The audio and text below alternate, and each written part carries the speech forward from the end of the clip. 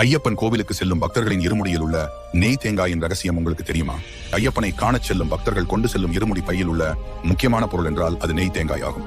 இந்த நெய் தேங்காயானது இருமுடி கட்டுவதற்கு முன்பாகவே தேங்காயின் ஒரு கண்ணில் துளையிட்டு அதில் உள்ள இளநீரை வெளியே எடுப்பார்கள்.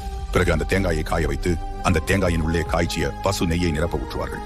இப்படி கொண்டு செல்லப்படும் நெய் தேங்காயின் ரகசியம் என்பது ஐயப்பனின் திருவடியை சரணடைவது என்பதாகும். அதாவது இந்த தேங்காயின் மேல் ஓட்டுப்பகுதி நமது பூத உடலை குறிக்கும். தேங்காயின் உள்ளே ஊற்றப்பட்ட நெய்யானது நம் உடலில் ஓடும் உயிரை குறிக்கும். இந்த தேங்காவை பத்திரமாக எடுத்துச் சென்று அதில் உள்ள நெய்யை ஐயப்பனின் அபிஷேகத்திற்கு ஒப்படைக்க வேண்டும். அந்த மேல் ஓட்டு தேங்காவை சன்னதியின் எதிரே உள்ள தீயில் எரிய வேண்டும். இதன் பொருள், ஐயப்பனே, என் உயிரை உன்னுடைய பாதத்தில் ஒப்படைத்து விட்டேன், என் உடலை தீயைக்கு சமர்ப்பித்து விட்டேன், இனி என் சுக துக்கங்களையும் என் வாழ்க்கையும் நீ பார்த்துக்கொள் என்பதாகும்.